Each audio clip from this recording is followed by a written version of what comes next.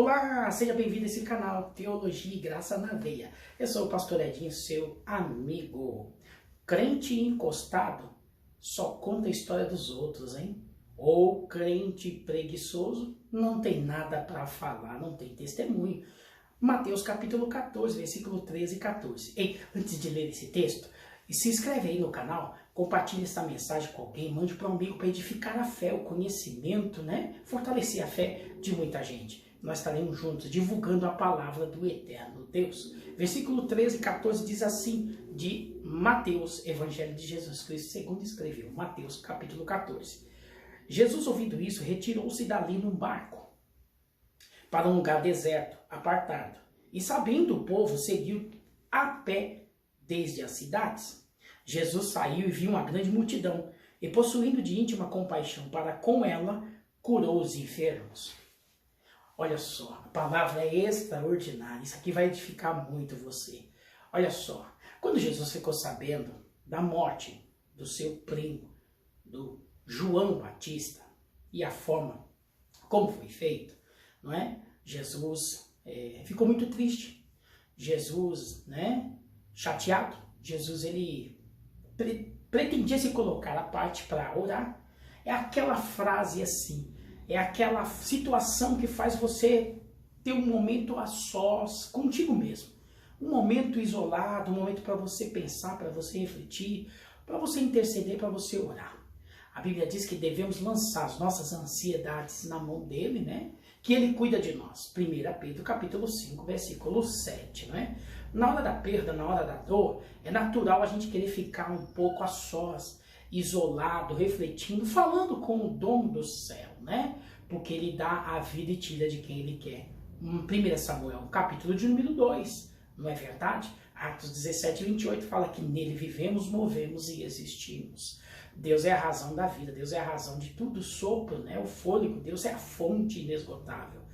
Jesus, na sua condição humana, sentiu-se muito abalado após a morte de João Batista, e Jesus então vai para um lugar deserto à parte. E Jesus vai a barco, né? Jesus pega uma embarcação. Jesus ordena aos seus discípulos, né, para ir também na outra embarcação, né? E Jesus com os seus discípulos, mas Jesus se entristeceu com a notícia da morte de João Batista. Porém, o texto vai dizer que a multidão seguiu Jesus. Você pensou? Jesus foi na embarcação e a multidão, os que creem, os crentes do século atual, foram a pé desde as cidades. A Bíblia diz as cidades. Geralmente, uma cidade pode ser encostada na outra, ou não. Uma cidade pode ser distante da outra. Importa que o texto vai dizer que, numa situação de milagres, já era tarde quando os discípulos falaram para Jesus, já está tarde, né? Despede esta multidão aí, né? Então você observa de um processo, de um tempo, não é? Que levou essa caminhada, essa distância, né? Jesus foi a barca e a multidão a pé. Ora, o caminho que essa multidão fez, e o texto lá na frente vai dizer, quando Jesus faz um milagre, a multiplicação dos pães, não é verdade? Era quase 5.000 homens. Se você fazer o cálculo de quase 5.000 homens, mais as mulheres e crianças, ora, se todos esses homens, se a metade deles forem casados e as suas esposas estiverem juntas, e dentre essas mulheres casadas, solteiras e crianças, né? Tudo indica famílias, né? Tudo indica quase 5.000 homens, fazendo o cálculo, né? Pode dar mais de 10.000 pessoas, não é verdade? Então você observa que Jesus vai na embarcação e essa multidão vai a pé. Vai a pé. Você imagina o caminho que essa multidão precisou fazer, não é? De pegar vales, declínios, desertos, né? Caminhos perigosos, não é? Porque às vezes quem conhece a região sabe o caminho que vai fazer, mas às vezes os caminhos são difíceis porque podem existir obstáculos no meio do caminho. Mas o que deixa claro no texto, nesses dois versículos que eu li para você, de Mateus 14, versículo 13 e 14, que a multidão foi a pé. Jesus foi no barco e a multidão foi a pé. Quando chega Jesus, ele viu a multidão. Jesus se comoveu de íntima compaixão e os curou os enfermos. O que eu quero compartilhar com você, que tem coisas que a Bíblia ela fala, mas tem coisas que ela fala mais do que você imagina. Por isso que o canal é Teologia e Graça. A teologia é o que está no texto, mas a graça te dá o conhecimento além do que está naquele texto. Isso chama-se revelação. E a graça e discernimento que o Espírito Santo nos dá. Me prova, te provo, porque o texto diz que curou os enfermos. É óbvio que Jesus fez mais do que a gente pensa e imagina. Ora, Efésios 3:20 diz que aquele que é poderoso para fazer muito mais além do que pedimos e pensamos, segundo o seu poder que opera em nós. Óbvio que para uns ele curou, mas é óbvio que dá um entendimento que muitas pessoas ficaram maravilhadas porque viu o paralítico andar, viu as pessoas sendo curadas. Para alguns, o Senhor Jesus, ele cura, enquanto ele faz, outros eles estão sendo renovados, cheios. A história dessas pessoas, dessa multidão, nunca mais ia ser a mesma. A vida dessas pessoas nunca mais seria a mesma após esse episódio. Porque Jesus transforma vidas de verdade. Ninguém chega perto do Pai, o Mestre Jesus, e volta da mesma forma. Não é verdade? Então, essas pessoas foram impactadas pelo poder da ação de Jesus. E ele curou os enfermos. Então você observa que pessoas preguiçosas, quem quer de verdade, se esforça. Quem quer de verdade, vai para o sacrifício. Quem quer de verdade viver o milagre, quer testemunhar o milagre, quer receber de Deus, faz igual Jacó no Vale de Jaboque. Insiste, luta, peleja. Pega o caminho. Jesus foi pela embarcação. Mas se é esse o caminho que nós vamos tomar até chegar a encontrar Jesus do lado de lá, é esse caminho que nós vamos tomar. As famílias estavam andando. Mulheres, crianças, homens. E a Bíblia diz que era quase 5.000 homens que pegaram outros caminhos, mas para encontrar Jesus lá na frente. Quem quer realmente viver o milagre, porque tem muita gente que só conta a história dos outros. Crente preguiçoso, crente encostado, só conta a história dos outros. Por que só conta a história terceirizada? Porque ele não viu, porque ele não foi. Muita gente que pega mensagem, por exemplo, mensagem cortada de internet. Você viu? Ele pesquisou, mas ele não estava lá. Você viu que culto, que aconteceu lá? Ele ouviu falar, mas ele não estava lá. Então conta a história dos outros. Tem muita gente encostada nas igrejas, muito crente preguiçoso encostado, que conta só testemunho dos outros, conta a história dos outros, só de ouvir falar, mas ele mesmo não viveu, porque está encostado. Deus vai fazer tudo, Deus tem que vir, Deus tem que me suprir, Deus tem... o esforço é muito minguado, muito pouco, mas você observa nesse texto o esforço desta multidão.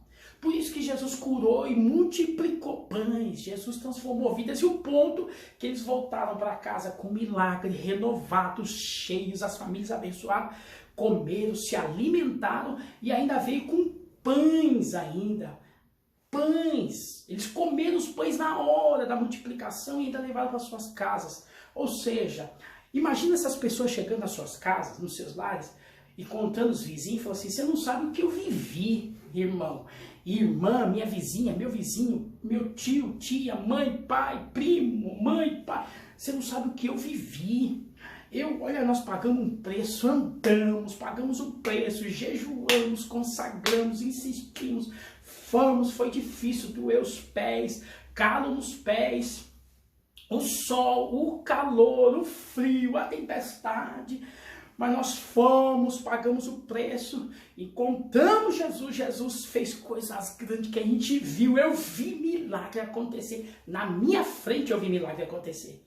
Eu vi coisas grandes. Jesus curou os enfermos.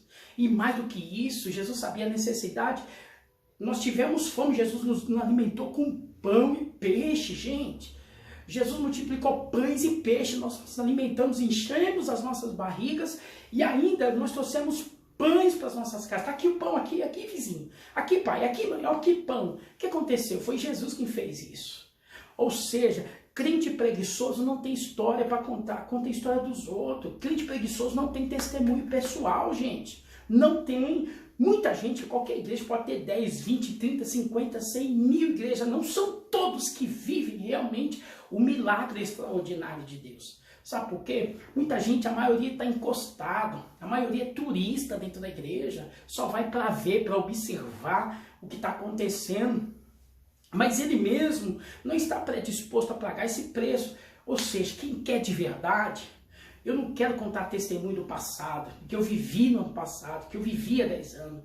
Precisamos contar os milagres de agora, testemunho de hoje, meus testemunhos, minhas histórias, não testemunho dos outros, história dos outros. Eu ouvi falar, falaram, fulano viveu, fulano contemplou, fulano foi abençoado, fulano foi curado, mas eu vi as pessoas sendo curadas, é diferente. Contar a história dos outros, contar a história por livros, por episódio, por internet, por Facebook, por Instagram, por Twitter é uma coisa. Agora você ver, você conviver, você vivenciar a milagre da parte de Deus, tem que ter preço.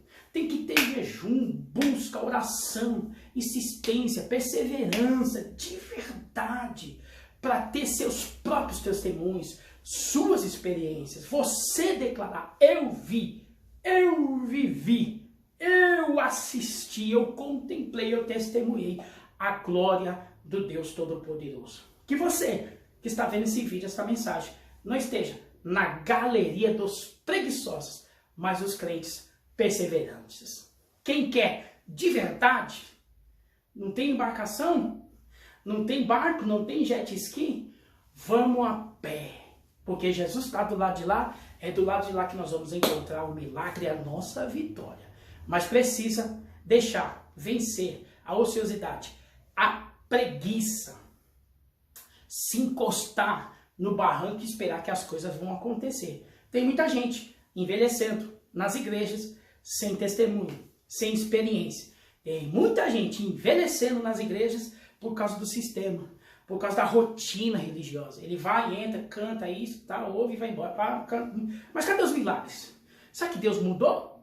Não, não foi Deus que mudou. Ele é o mesmo ontem, hoje, eternamente. O mesmo Jesus que fez coisas grandes em Mateus capítulo 14, porque ele se comoveu da íntima compaixão. Sabe o que é isso? O crente precisa realmente mostrar para Deus, precisa realmente mexer com Jesus, precisa realmente Deus perceber que é isso que você quer, é isso que você quer viver, é isso que eu vou fazer. Eu vou fazer coisas grandes, eu vou te renovar, vou te encher, eu vou fazer paralítico andar, eu vou fazer milagre, eu vou restaurar a sua vida, eu vou multiplicar, você vai ver milagres diante dos teus olhos, eu vou mostrar que eu sou. Ou seja, mas para isso precisa vencer a preguiça. Que pena, hein? Até o próximo vídeo, permitindo Deus, teologia e graça na veia.